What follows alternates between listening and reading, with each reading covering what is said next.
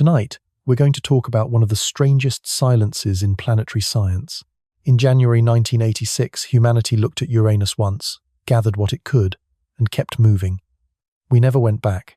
Think about that for a moment. This is not a minor moon.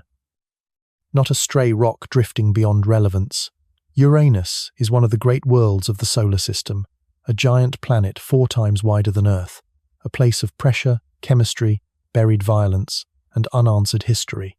And yet a technological civilization reached it one time, spent a few brief hours in its presence, and then allowed that encounter to harden into nearly half a century of distance. That is what makes this story so unsettling. Not just that Uranus is far away, not just that it is cold, not even that it is difficult. What matters is that we were capable of imagining larger things, building sharper machines, and funding other ambitions. And still this blue giant remained where it had always been, quiet, remote, and largely unread. Since that flyby, we have sent robots to Mars, we have orbited Saturn, we have landed on comets, we have crossed the Kuiper Belt, we have filled the sky with mirrors, antennas, sensors, and software powerful enough to detect planets around distant stars. Yet for Uranus, we have continued to live off one old glance. That should bother us, because sometimes the most important scientific failures do not look like disaster. They look like drift. A world is not rejected outright. It is simply postponed, then postponed again, until delay begins to masquerade as reason, and Uranus is exactly the kind of world that can suffer that fate. It does not advertise itself the way Jupiter does. It does not offer the spectacular ring drama of Saturn. It does not tempt the imagination with a surface where humans might someday walk. It gives us something harder: distance, restraint, ambiguity, a pale blue sphere under weak sunlight, calm enough to seem simple if all you offer it is a shallow glance. But science is full of objects like that: a quiet signal, a thin data stream, a place that does not reward casual attention, a mystery hidden not behind walls but behind indifference. That is often how deep questions first appear, not as spectacle, as neglect. And perhaps that is what Uranus became for us. Not just a planet we postponed, but a test we postponed, because every civilization reveals itself by the questions it chooses to return to. Some missions are about urgency, some are about prestige, some are about timing, budgets, political cycles, or the technologies of a particular decade. But a few missions ask something deeper. Can this civilization still pursue understanding when the answer is far away, slow to arrive, and unlikely to flatter the present moment? Uranus stands inside that question. A journey there takes patience measured in decades. A scientist can help design the mission in mid-career and greet its richest data in late career. A whole institution has to hold one promise across leadership changes, budget fights, attention swings, launch delays, and the long boredom that sits between excitement and discovery. That is not only engineering, that is character. Because the deeper truth is this: Uranus is no longer just a neglected planet. It has become a symbol of what happens when curiosity becomes selective, when attention is pulled toward the loud, the immediate, the cinematic, when a civilization begins to reward what dazzles more easily than what deepens. And the danger in that shift is larger than one planet. Once we lose the habit of returning to quiet mysteries, we do not merely postpone knowledge. We narrow the range of questions we are willing to live beside. We begin to prefer what performs for us over what tests us. We become faster at reaction and weaker at sustained attention. Uranus has waited in that silence since 1986, a giant planet lying almost on its side, a blue world under faint sunlight, a survivor of some violent early history, still carrying the geometry of that trauma in the way it turns through space. A planet that may help explain not only itself, but a whole category of worlds now known to be common across the galaxy. And still, we left it there. So before we ask what Uranus is made of, before we ask why it is so cold, before we ask what may be hidden below that pale atmosphere, we have to confront a more uncomfortable beginning. Why was a world this important so easy to leave behind? And maybe the first answer is simpler than we like. Before Uranus became a scientific problem, it became a cultural one. For a long time, Uranus did not enter human knowledge as a revelation. It entered as a mistake. Ancient observers saw it, of course they did. It was there in the sky all along, dim but visible, moving too slowly for casual intuition to catch, but they did not understand what they were looking at. They catalogued it as a star. That detail matters more than it first appears. Before a world can be explored, it has to be taken seriously. Before it becomes a destination, it must become an object of attention. And attention is never neutral. It is shaped by expectation, by habit, by the categories the human mind is prepared to apply. A thing can stand before us for centuries and still remain effectively invisible if we have already decided what it must be. Uranus lived inside that kind of blindness. It moved like a planet, but too quietly, too slowly, too far from myth, too far from naked-eye drama. So it stayed misfiled, a world placed in the wrong drawer of human thought. There is something humbling in that. We like to imagine discovery as a heroic moment, a telescope, a gasp, a new truth breaking open. But many discoveries begin in a less flattering way. They begin with confession. It was here all along, and we did not understand what we were seeing. When William Herschel identified Uranus as a new planet in 1781, the known solar system expanded for the first time in the modern age. That was not a small correction. That was a crack in the walls of the familiar. Until then, the planetary system had felt complete enough to trust. Then suddenly, beyond Saturn, there was another world. A new room in the house. A door where no door was supposed to be. But even then, Uranus arrived awkwardly. It did not carry the emotional force of Mars, or the grandeur of Jupiter, or the obvious beauty of Saturn. It was pale, distant, and difficult to classify. Even its name felt slightly out of rhythm. Mercury, Venus, Mars, Jupiter, Saturn. Then Uranus, a Greek sky god inserted into what most people imagined as a Roman sequence. That sounds trivial. A naming quirk, a textbook footnote, but awkwardness matters in culture. Some objects slide naturally into public imagination, others enter through a side door and never quite settle into place. Uranus has always had a trace of that displacement. It felt slightly misaligned, slightly outside the story humans preferred to tell about the planets. And once something feels awkward in culture, culture tends not to treat it with care, it treats it with distance, or with laughter.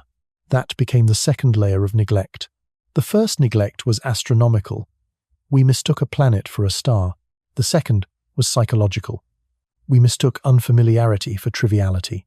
And from there, something even stranger happened. A world of enormous scale, violent history, deep chemistry, rings, moons, and one of the oddest rotations in the solar system was gradually reduced, in everyday speech, to a reflex. The joke became easier to remember than the science. The pronunciation became more culturally visible than the planet itself.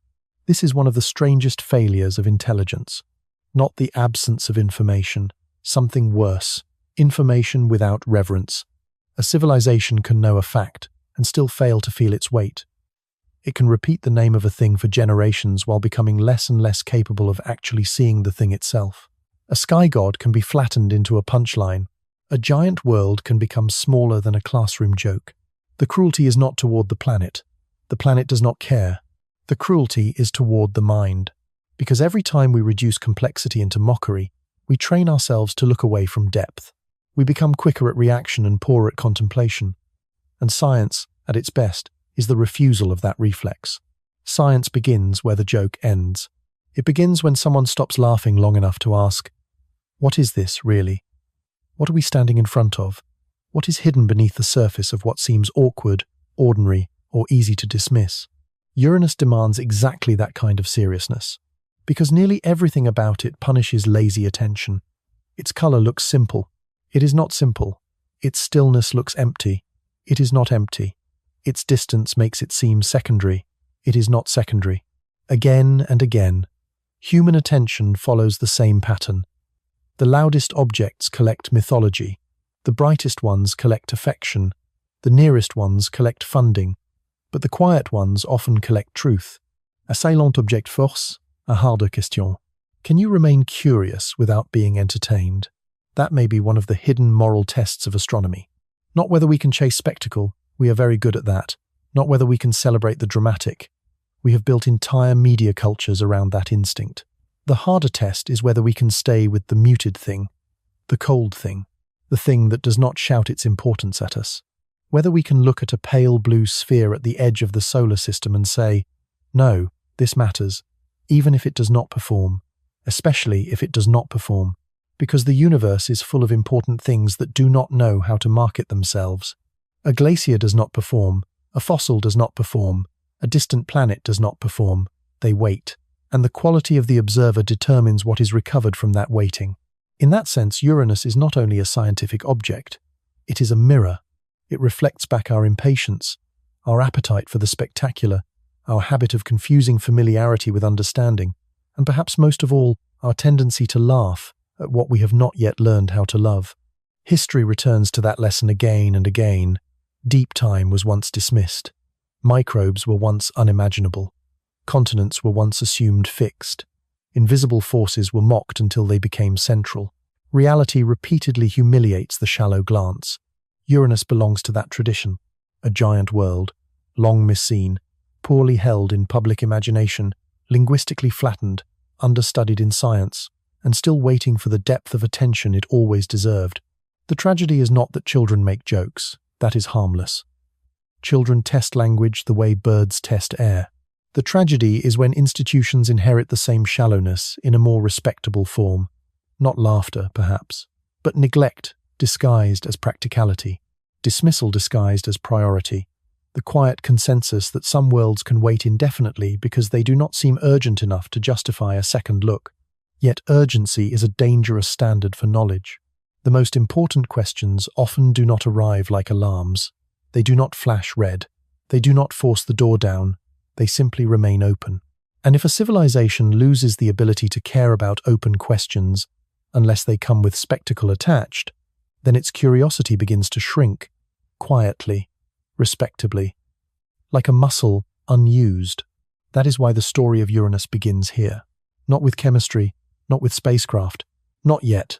It begins with a failure of perception, a world mistaken for something smaller than itself, then discovered, then named, then culturally diminished. And that sequence contains a warning. The trivial thing was never Uranus. The trivial thing was our first response to it, because the poverty was not in the planet. It was in the lens. And every serious act of science begins the same way, by cleaning the lens, and when we finally did look at Uranus closely, we did not stay. That is the true shape of the encounter. Voyager 2 reached Uranus in January 1986. By then, it had already become something more than a spacecraft. It was a messenger from an earlier age of engineering, a machine threaded outward through the cold, carrying finite power, finite memory, and a lifetime's worth of human intention. And for a few brief hours, human civilization came as close to Uranus as it ever has. A few hours. That phrase should feel insufficient, because it is. Uranus is not a moon, not an asteroid, not a fragment. It is a giant planet, a whole system with rings, moons, weather, magnetic complexity, deep chemistry, and unresolved history. Yet almost everything we know directly from in situ encounter comes from a window of time short enough to fit inside a single workday. Imagine entering a vast library for 6 hours, with no catalogue, no map, and no second visit guaranteed. You run through corridors, you open books at random, you photograph what you can, you glimpse staircases leading into deeper levels you cannot reach. Then the doors close behind you for half a century. That is our inheritance. And to be fair, Voyager 2 did magnificent work. This is not a story of failure by the engineers and scientists who built that mission. Quite the opposite. The achievement was astonishing. A machine launched from Earth, routed through the outer solar system, surviving the impossible cold and distance, then flying past Uranus with instruments designed in an age before smartphones, before modern networks, before exoplanet science had even begun to mature. What Voyager 2 accomplished was exploration at the edge of practical miracle. But miracle has limits. A flyby is sharp, fast, and revealing in one direction.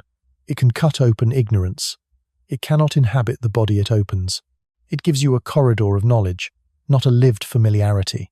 So Voyager gave us what a flyby can give. It imaged moons. It sharpened our view of the ring system. It measured particles and fields. It revealed the strange geometry of a world rotating almost on its side. It showed us an atmosphere more subdued than the dramatic belts of Jupiter or the obvious storms of Saturn. It detected a magnetic field that refused to behave the way clean textbook diagrams might prefer, and every answer arrived with its own shadow. What lies beyond the track of closest approach? What changes over years instead of minutes? How does the atmosphere behave when watched through a season rather than a snapshot? How does the magnetic field shift across a full cycle? What is happening deep below the haze? What are the moons doing when no spacecraft is there to catch them in the act? Those are not decorative questions. They are the difference between meeting a face and knowing a life. A flyby is the astronomical version of meeting someone while running to catch a train. You remember the outline, the voice, a few striking details. Enough, perhaps, to describe the encounter with confidence. But confidence built on speed is dangerous, because speed edits reality. It favors the dramatic. It misses the slow. It collects the visible and leaves the deep for another generation that may never come. And at Uranus, that other generation did not come. So the 6 hours hardened into legacy. That is the part that should disturb us. Not that the data were valuable. They were. Not that the encounter was historic. It absolutely was. But that history became a substitute for continuity. We still describe Uranus through imagery and measurements gathered in the mid-1980s, through instruments built for a different scientific era, through a brief encounter that has had to carry the weight of decades. Think about how much changed while Uranus remained physically untouched. Computing transformed, planetary science transformed, materials science transformed. Whole mission architectures became possible that had not yet matured when Voyager flew by. Most importantly, exoplanet science exploded. We learned that planets in the broad size range between Earth and Neptune are common around other stars. In other words, the scientific meaning of Uranus changed dramatically, even while our direct data stayed old. And still, for Uranus, we keep going back to the same chest of relics. There is something almost monastic about that. Scholars preserving fragments from an ancient archive, turning the same pieces under better light, extracting one more pattern, one more inference, one more possibility. That is noble work. It is also a confession. Because when a civilization studies an entire planet through remnants this thin, it is admitting that its reach and its attention have fallen out of alignment. We can imagine more than we are willing to pursue. We can simulate, debate, rank, propose, and advocate. But imagination without return becomes a kind of suspended breath, and the silence grows heavier. There are frontiers where not knowing feels productive, alive, generative. Uranus is different. The ignorance around it often feels fossilized. Not because no one cares. Many people care deeply, but because care has not yet been translated into sustained commitment. So the planet waits inside an unfinished sentence. Voyager 2 reached it. Voyager 2 measured. Voyager 2 saw, and then nothing comparable followed. Not literally nothing, of course. Telescopes kept watching, papers kept being written, models kept improving. But there is a difference between watching from afar and being there. A telescope is an eye. A spacecraft is a hand. One gathers light, the other enters weather, crosses magnetic boundaries, samples particles, and feels the local pulse of a place rather than inferring it from a distance. For Uranus, the eye remained. The hand withdrew. That is why the legacy feels so haunting. It is not just small, it is disproportional. The object is enormous. The contact was tiny. The world is complex. The visit was brief. The questions are deep. The evidence is narrow. And somewhere inside that imbalance lies a wider civilizational pattern. We are often tempted to confuse contact with understanding. We open the door and act as if we have already walked the house. Voyager 2 opened the door. It did not live there. It did not circle for years. It did not return in another season. It did not stay long enough to learn the rhythms that only time reveals. It knocked, entered, looked around, left, and for decades we lived as though that was almost enough. Almost enough is one of the most dangerous phrases in science. It sounds practical, modest, responsible, but whole regions of ignorance survive inside it. Almost enough data, almost enough clarity, almost enough resolution, almost enough reason to keep waiting. This is how great questions are postponed, without anyone ever explicitly saying no. Meanwhile, Uranus keeps doing what it has always done, turning slowly, holding its history behind cold cloud layers and crushing pressure, offering clues, but only to those willing to cross the distance. And distance is measured in more than kilometers. It is measured in attention span, institutional patience, and whether a culture still knows how to pursue truths that will not pay emotional dividends next quarter. That may be the real meaning of those 6 hours. Voyager 2 proved we could reach Uranus. What followed suggested something more uncomfortable. Reaching is not the same as returning. A civilization can touch the frontier once and still fail the test of depth. It can prove the journey is possible, then spend decades living off the memory of courage rather than repeating the act itself. And memory, however beautiful, is a poor substitute for presence. So when we speak of Uranus today, we speak through inheritance, through old signals, old images, old measurements, 6 hours of nearness stretched across 40 years of absence. That ratio should stay with us, because it says something painful about modern knowledge.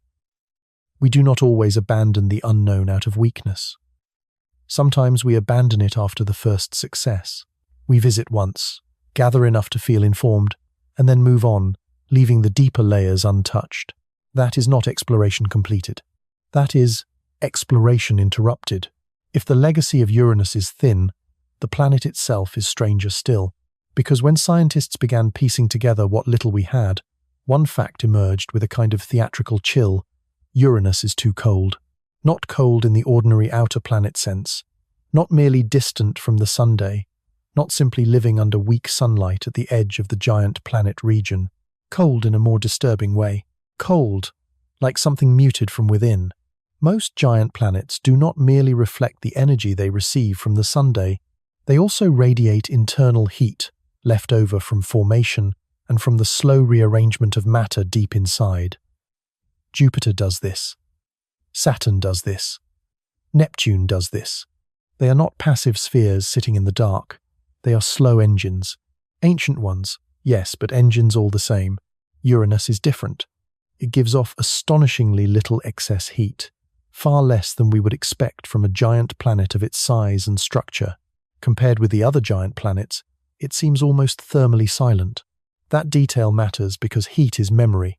A planet that still leaks internal heat is still telling you something about its birth, its interior, and the movement of energy through its deep layers. Heat says the past is still physically active. Heat says the body still speaks from within. Uranus barely whispers, and that is why the word cold feels insufficient.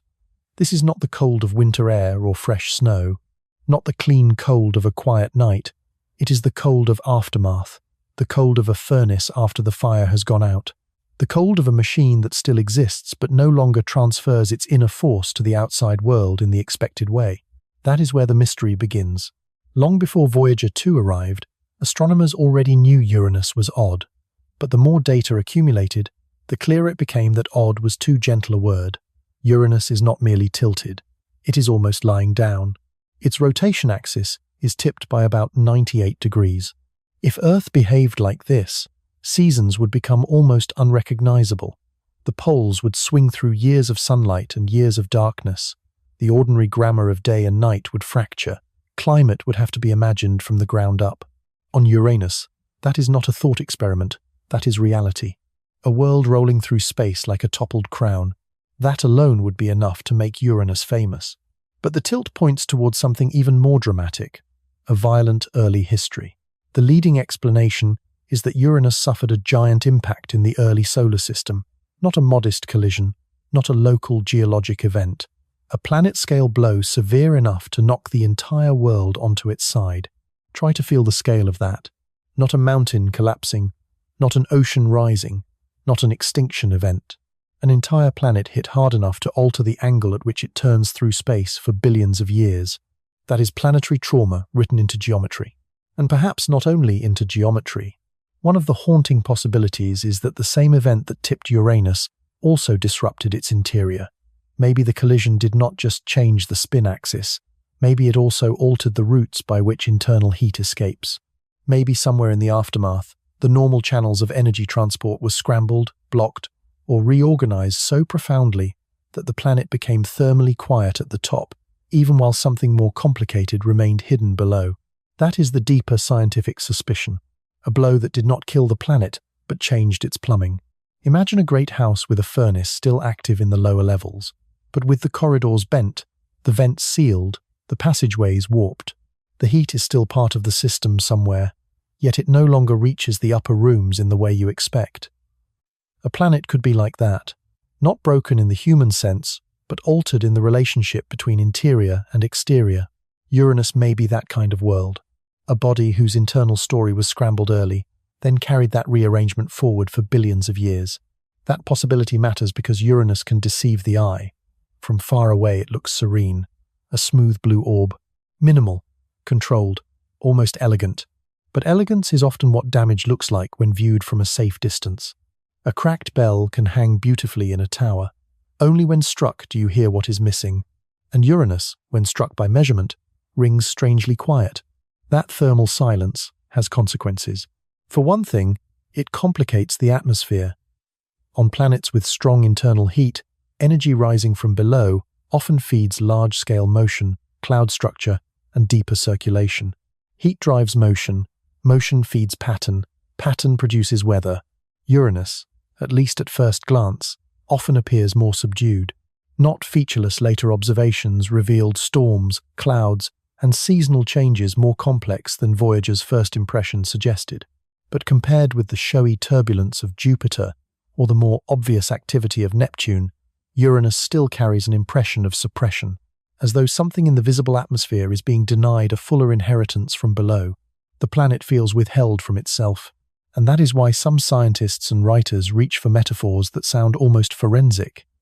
Uranus does not feel simply frozen, it feels preserved, not empty, but interrupted, not lifeless, but marked.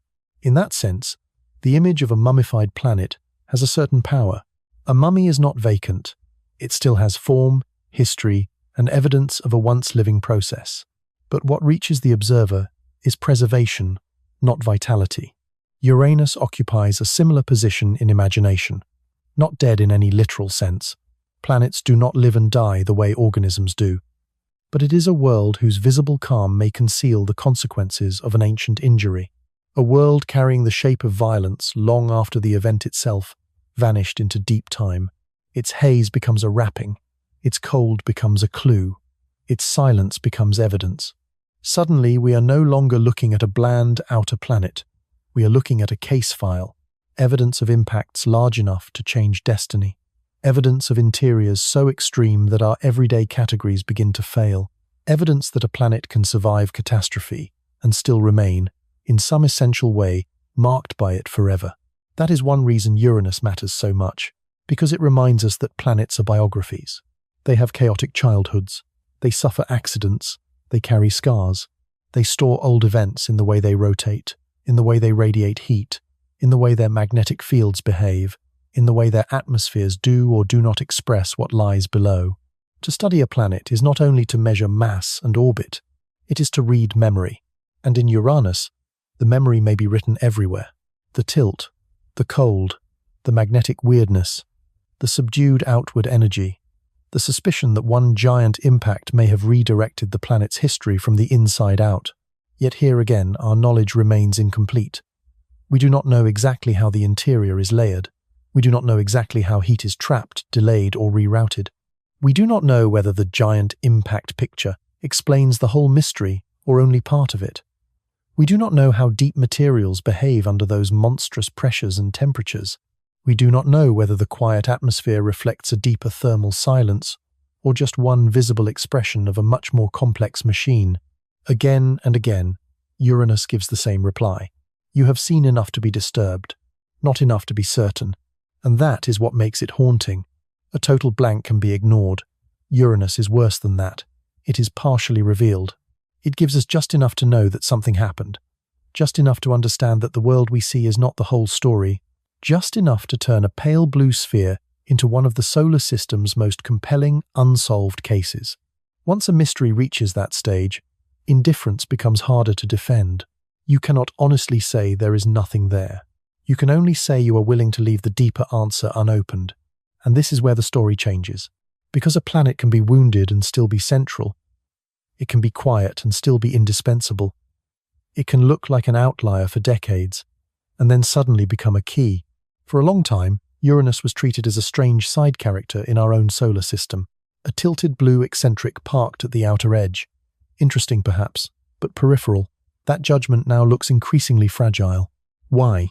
Because while we were neglecting Uranus, astronomy changed around it. Our telescopes began finding planets around other stars, then more of them, then hundreds, then thousands. And as the catalogue grew, a pattern emerged that forced a rethink of planetary importance. Worlds roughly between Earth and Neptune in size appeared everywhere. Not rarely, not as curiosities, as a population. This was one of the great exoplanet shocks. Our own solar system, which once felt like a natural template for planetary systems, turned out to be only one arrangement among many. And in the broader galactic census, planets in the broad super-Earth to mini-Neptune range seem extraordinarily common. That realization changes the meaning of Uranus. It is no longer just one strange planet among 8. It becomes a nearby representative of a planetary type the galaxy seems to make over and over again. That is a profound shift.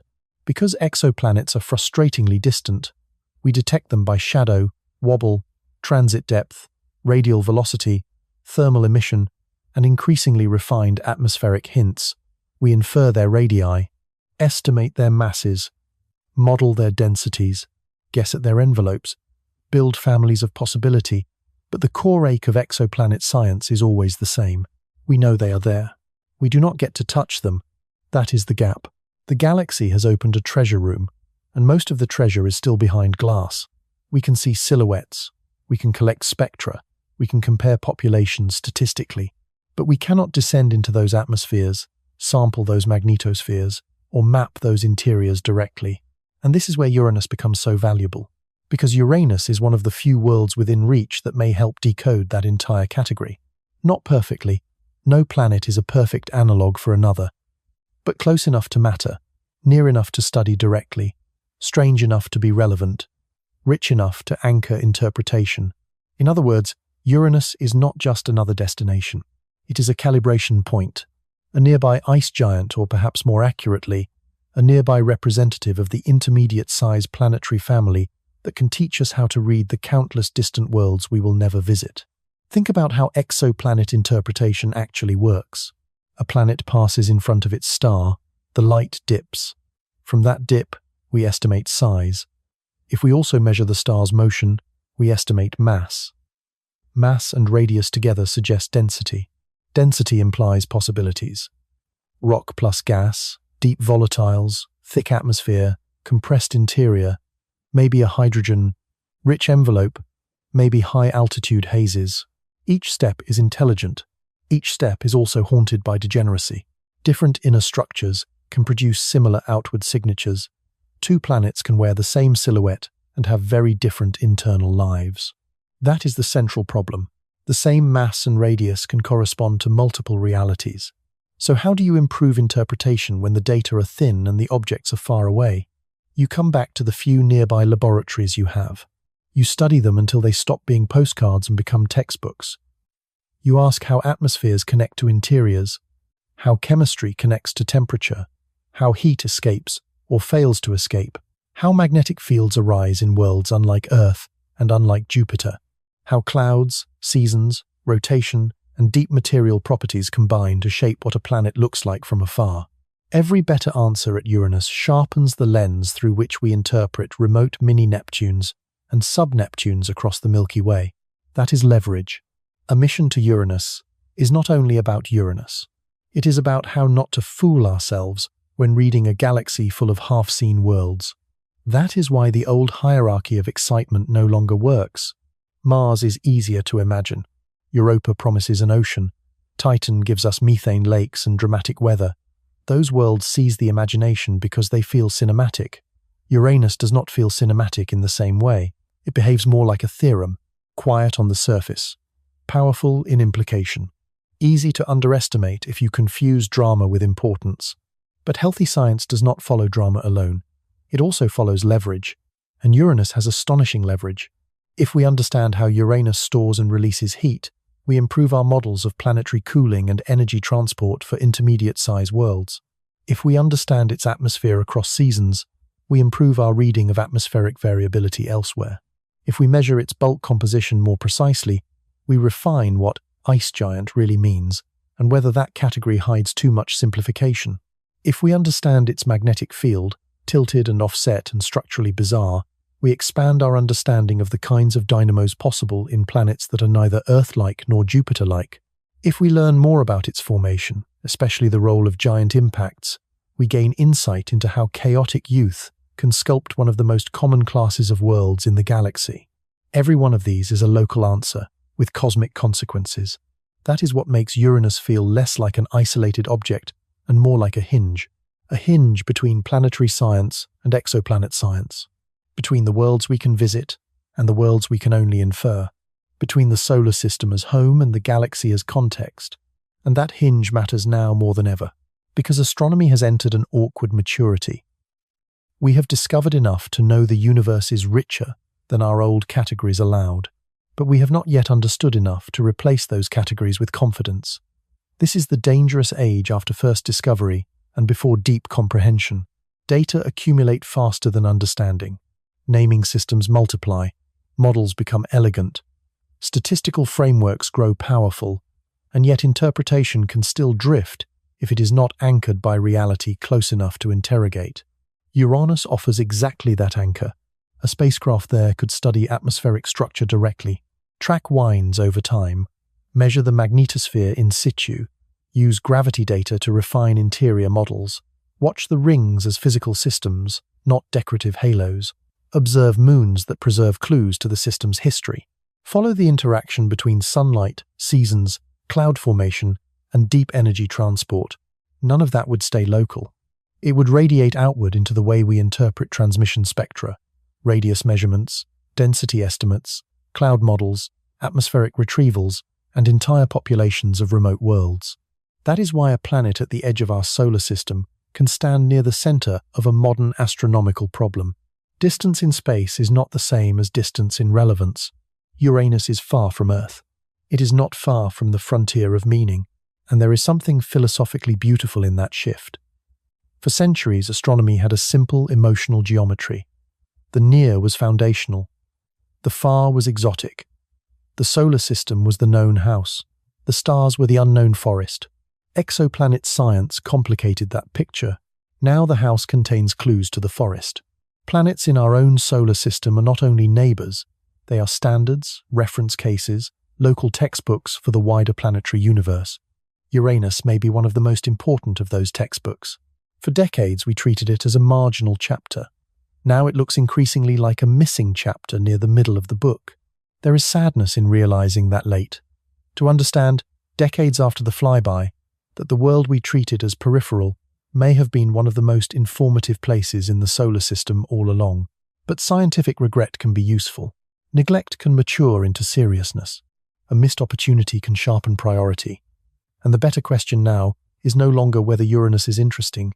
That question is over.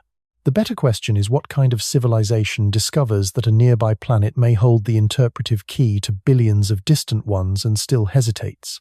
Because hesitation is no longer neutral. Not when the leverage is this large. Not when every unanswered question about Uranus echoes through exoplanet catalogues, telescope time, atmosphere models, interior theories, and the wider story of how common worlds are built. We are no longer deciding whether to revisit an odd blue giant for completeness. We are deciding whether we want one of our strongest local anchors for the wider planetary universe.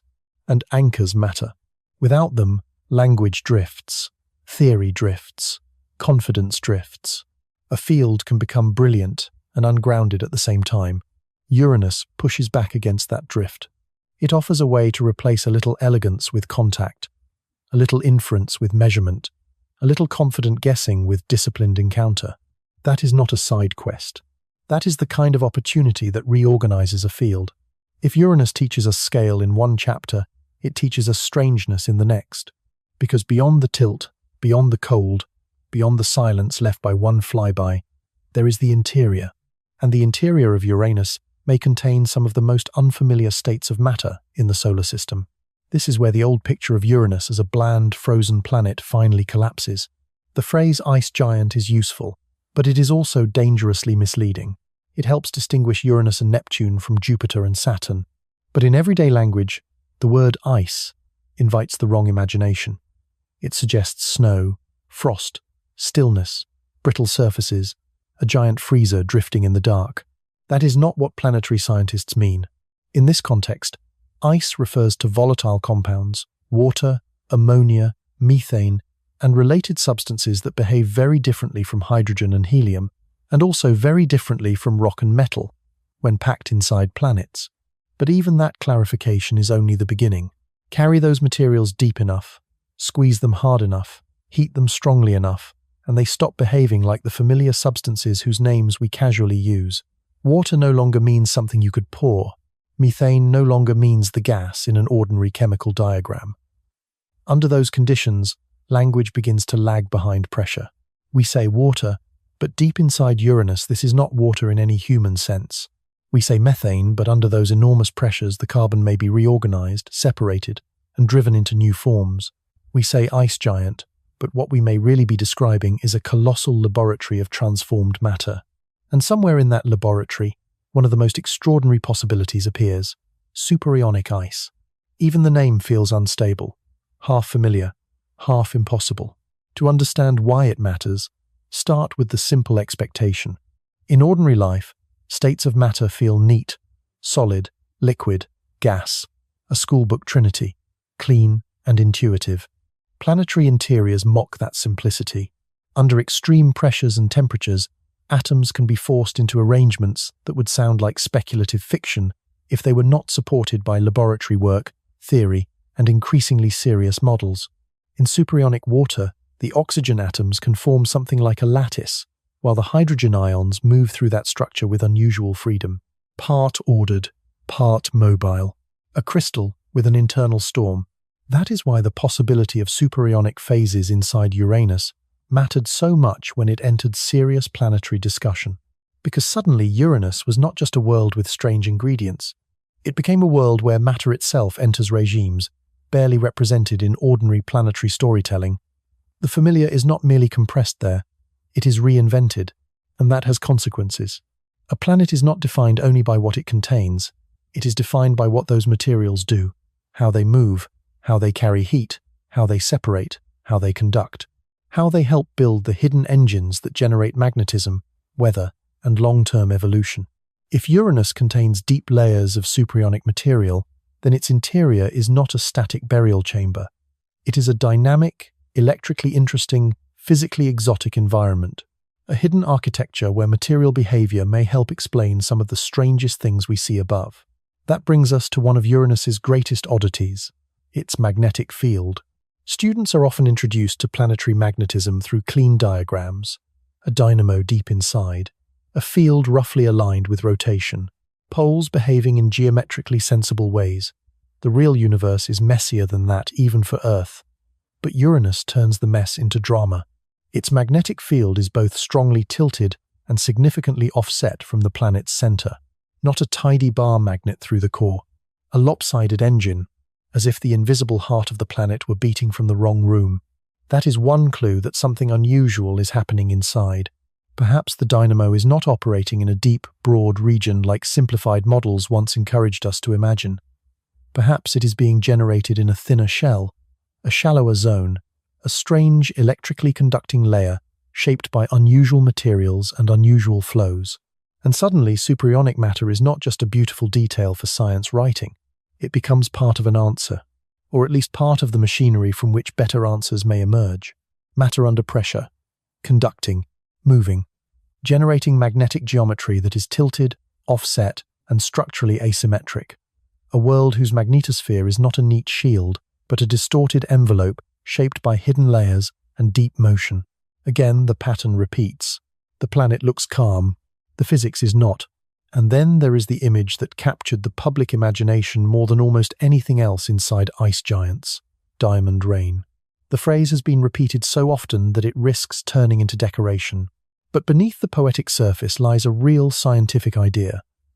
Methane is abundant in the outer layers of Uranus and Neptune. Under sufficient pressure and temperature, carbon from methane may be separated and driven into more compact forms. In popular language, that becomes diamond rain. The point is not luxury. The point is transformation. Under these conditions, planetary interiors do not merely store matter, they process it. They sort elements, reorganize compounds, and build complex gradients of composition and density. What begins as chemistry in the atmosphere can become deep structure in the interior. Uranus, in that sense, behaves less like a frozen object and more like a planetary refinery, a crucible the size of a world. Water, ammonia, methane, carbon, hydrogen, heat, pressure, all participating in long, slow acts of conversion over geologic time, not for seconds, not for seasons, for ages. That is why textbook diagrams can mislead. They make planets look like stacked layers in pleasant colors. Atmosphere on top, mantle below, core beneath that. Useful, yes, but also too peaceful. Uranus may be better imagined, not as a stack, but as a process. A world of unstable boundaries, strange phase behavior, deep transport, and hidden decision-making. A world where a small change in how matter behaves under pressure can alter the entire visible story above it. A world where heat transport, composition gradients, magnetic generation, and atmospheric expression are entangled. That is the grandeur of planetary interiors. They are not simply below the weather. They are the reason the weather becomes what it is. A cloud top is not just an atmospheric fact. It is a symptom of interior physics. A magnetic anomaly is not just a geometry problem. It is a signature of hidden motion. A weak thermal emission is not just a cold measurement. It is evidence that the deep architecture of the planet governs what the surface can express. The visible world is the handwriting. The interior is the hand, and the hand of Uranus may be one of the strangest in the solar system. This is why returning matters. At present, many of these ideas remain suspended between evidence and interpretation. We have experiments, we have theory, we have simulations, we have comparative hints from Neptune, we have Voyager data and telescope data, but we do not yet have the kind of sustained, system-level in situ knowledge that would let us tie these threads together with real confidence. A future mission could sharpen gravity measurements, constrain the interior more tightly, map the magnetic field over time and space, improve our understanding of atmospheric composition, and help determine how the upper layers connect to deeper chemistry and heat transport. No single instrument would photograph superionic ice. That is not how planetary science works. Truth here would emerge by convergence. Field behavior, density structure, heat flow, composition, phase modeling, comparative theory. Each line of evidence would be one lamp in a cavern, still dim alone, transformative together. And that is an important image to hold on to, because Uranus is, in many ways, a cavern planet. We have mapped the entrance, we have heard the echoes, we know there are chambers within, but most of the interior remains unwalked. Superionic ice is one of the shapes we think we can glimpse in that darkness, a hypothesis grounded in serious physics.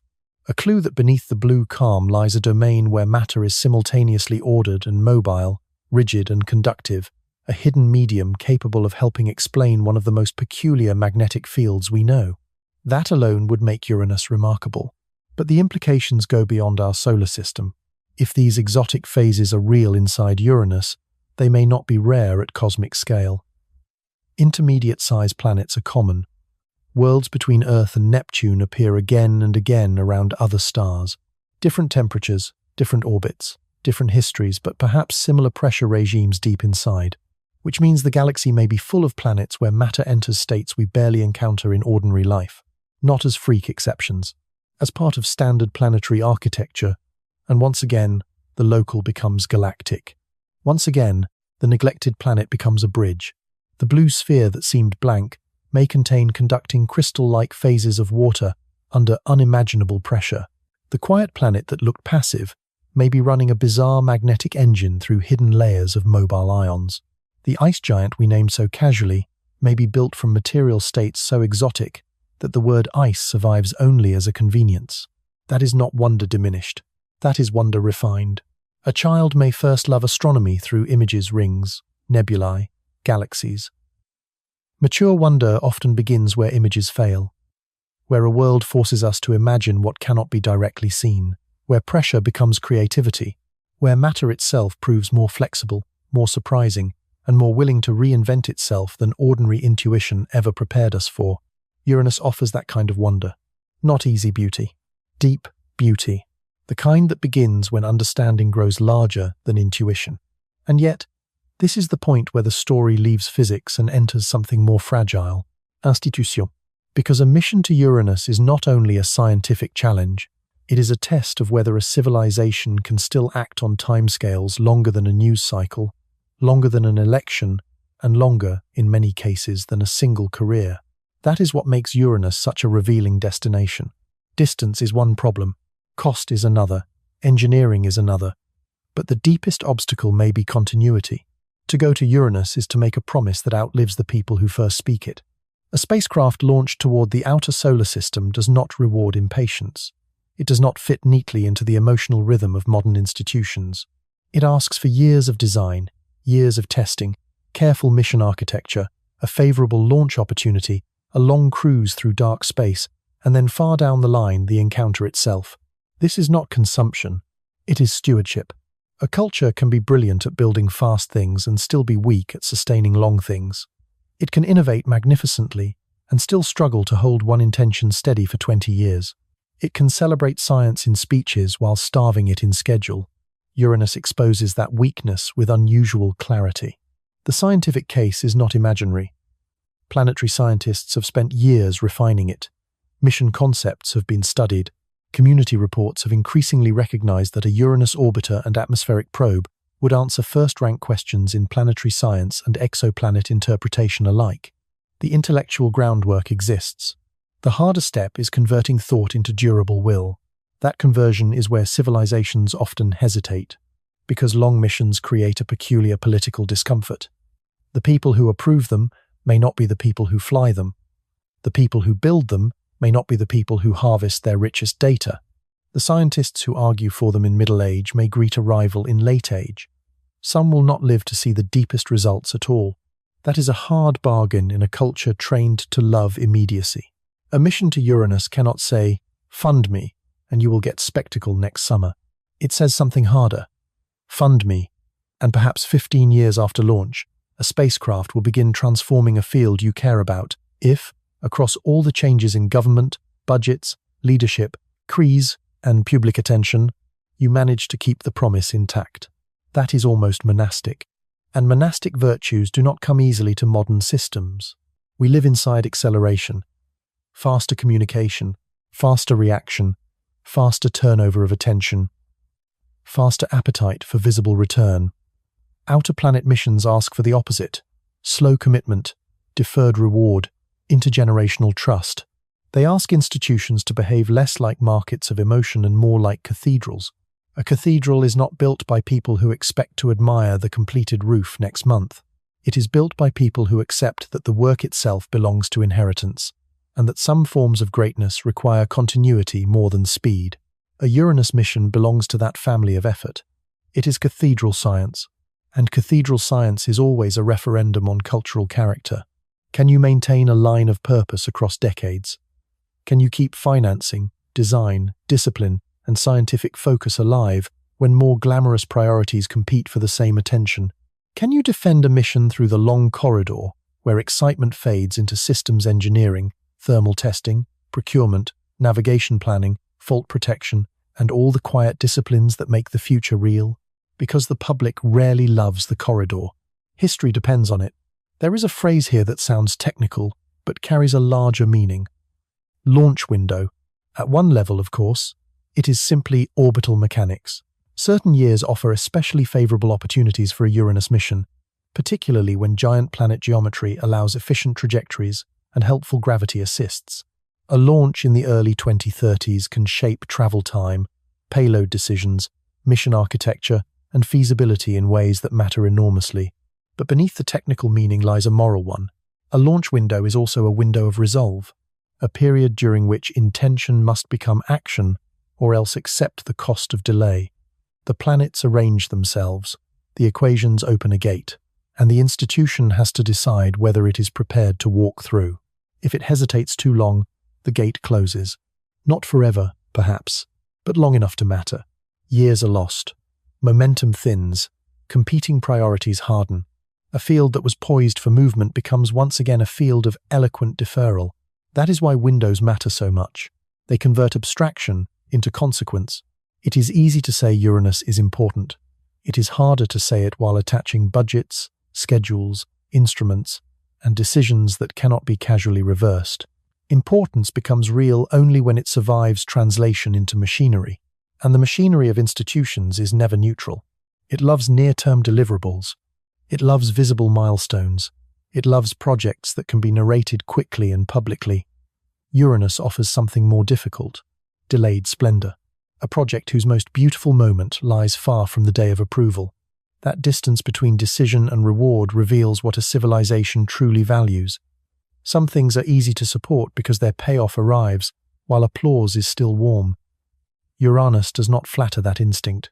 It asks whether the unseen future still has claim on us, whether knowledge not yet harvestable can still justify present sacrifice, whether we can plant orchards whose shade belongs mostly to others. That is not sentiment. That is structure. Almost every great scientific system depends on exactly that kind of trust. Particle accelerators, long climate records, deep ocean monitoring, space telescopes, multi-decade observatories, medical studies spanning generations. These are all acts of organized patience. They assume the future is real enough to deserve careful work before it arrives. Uranus sharpens that assumption into a single vivid case. The cruise alone can take more than a decade, depending on architecture. During those years, to the casual observer, almost nothing dramatic seems to happen. No landing, no daily panorama, no constant flow of headlines, just flight, calibration, quiet correction, discipline. A mission like that must survive the psychology of emptiness. That may be one of the least discussed challenges of outer planet exploration, not the terror of failure, but the boredom of success. A spacecraft doing exactly what it is supposed to do, year after year, can become nearly invisible to a culture addicted to spectacle. Yet those quiet years are not empty. They are the body of the promise being kept. This, too, is part of institutional adulthood, the ability to respect processes whose beauty is not constant performance but faithful progression. In that sense, Uranus does not merely test engineering. It tests the emotional metabolism of a civilization. Can we stay loyal to a mission when the narrative goes dark for a while? Can we continue protecting something whose major revelation has not yet arrived? Can we endure the long corridor between intention and encounter? Great many systems struggle there. That corridor is where enthusiasm thins into paperwork, where imagination becomes procurement, where vision becomes verification, redesign, risk management, systems checks, and schedule discipline. Ambitious projects often die there not because they were foolish, but because they were long. Uranus has become a symbol of those long ambitions, not dead, not failed, suspended in the corridor. And yet perhaps there is another way to see that, not as permanent neglect, as delayed seriousness, because history is full of things first misunderstood, then postponed, then finally recognized as central. Deep time was once absurd. Continental drift was once ridiculed. Invisible microbes were once unimaginable. Exoplanets themselves lay beyond our instruments, until suddenly they did not. Reality often arrives twice. First as anomaly, then as necessity. Perhaps Uranus is living through that transition now. For a long time it looked like an eccentric side case. Now it looks increasingly like a necessary mission hiding in plain sight. And if that is true, then the real question is no longer whether Uranus deserves a return. The real question is whether we still possess the institutional character required to earn one. So we arrive at the final question. Not the easy one, not what Uranus is made of, not how cold it is, not how the magnetic field twists, not whether diamond rain falls through deep darkness, not even when the next spacecraft will launch. Those are scientific questions, beautiful questions, important questions. But beneath them lies another. What kind of civilization are we becoming if a world this large can wait in silence for half a century and still struggle to call us back? Because Uranus is no longer just a planet in this story. It has become a measure of our patience, a measure of our seriousness, a measure of whether we still believe some truths are worth reaching for even when they will not reward us quickly. That is why the long journey matters so much. 15 years is not merely a technical fact.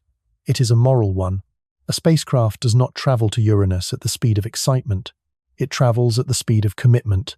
It asks a civilization to keep faith with its own curiosity long after the launch cameras have turned away, long after the first headlines are gone, long after the people who approved the mission have moved on. Most things in modern life are built to satisfy the immediate. Immediate proof, immediate return, immediate visibility. The great outer planets do not speak that language. They ask for something older. The patience of builders who begin work knowing the roof may be finished by other hands. The patience of gardeners who plant trees they will not sit beneath. The patience of archivists who protect records for readers not yet born. The patience of bridge makers placing stone after stone across a river they themselves may never fully cross. A mission to Uranus belongs to that category of effort, and perhaps that is why it feels so exposed, because it reveals a quiet weakness in us. We often talk as though technological civilization is automatically deep, as though because we can launch, calculate, simulate, and detect, we have already proven the strength of our attention. But tools are not character. A society may be dazzling in capability and still fragile in continuity. It may know how to invent. It may not know how to endure. Uranus stands at the edge of the solar system like a test of that distinction, not challenging our intelligence alone, challenging our stamina. The planet has waited there through eras of human change. Governments rose and fell. Technologies became obsolete. Screens replaced paper. Networks replaced distance. Children were born, became adults, became scientists, and began designing the missions that might one day return. Through all of it, Uranus kept turning, slowly, silently, a blue world lying on its side in the dark, holding its questions with the calm of something older than every institution now debating whether to revisit it. That scale should humble us, because from the planet's perspective, our indecision is only weather. A few decades mean almost nothing to Uranus. They mean everything to us. They mean whether a generation uses its opening well, whether a favorable window is recognized before it closes, whether scientific maturity becomes action or remains an essay about action. And there is something painful in that gap. We already know enough to be haunted. We know Uranus is not trivial. We know one flyby was not enough. We know its cold is strange. We know its tilt implies violence. We know its magnetic field resists tidy explanation. We know its interior may contain forms of matter that stretch human language. We know planets of roughly its class are common across the galaxy. We know returning would illuminate not only one world, but a population of worlds. We know all this, and still, the planet remains far away. At that point, knowledge is no longer the missing ingredient. The missing ingredient is duration made concrete. That may be one of the least glamorous truths in science, and one of the most important. Many frontiers are not held back by ignorance alone. They are held back by the difficulty of remaining loyal to what we already understand needs doing. The first insight is often dramatic. The second step is usually tedious. Then comes the long corridor where desire has to survive logistics, budgets, redesigns, competing priorities, and ordinary institutional fatigue. Many ambitions die there, not because they were foolish, because they were long. Uranus has become a symbol of those long ambitions. Not failed, not dead, suspended, and yet there is hope in that too, because delayed seriousness is not the same as permanent neglect. History is full of realities first underestimated, then rediscovered, then finally understood as central. Perhaps Uranus is undergoing that transformation now. Perhaps what looked like an oddity is slowly being recognized as a key that sat on the table for decades while we searched the room for a lock. If so, then the deepest tragedy would not be that we once underestimated Uranus. The deepest tragedy would be if we now understood the mistake and still refused to correct it. There is a difference between ignorance and surrender. Ignorance says, "We did not yet know." Surrender says, "We know now, and still, we will not go." That second sentence would weigh far more heavily. Not because Uranus needs us. Planets do not require our admiration to remain real. We do. Civilization needs objects of long attention the way the body needs breath. Without them, intelligence becomes restless and shallow, capable of reaction, less capable of depth. We begin to prefer what can be consumed to what must be contemplated. We confuse speed with vitality. We let long questions thin out because they do not fit the tempo of our appetite. Uranus exposes that weakness because it cannot be reached by appetite alone, only by discipline. And discipline is what turns curiosity from emotion into destiny. Anyone can be briefly fascinated by a distant planet, A civilization is defined by what it continues pursuing after fascination cools. That is why the image of the long cruise matters so much. A spacecraft leaving Earth, crossing the orbits of the inner worlds, then traveling year after year through widening darkness toward a destination that remains, for a very long time, only a calculation and a promise. There is something deeply moving about that, not because it is loud, because it is faithful.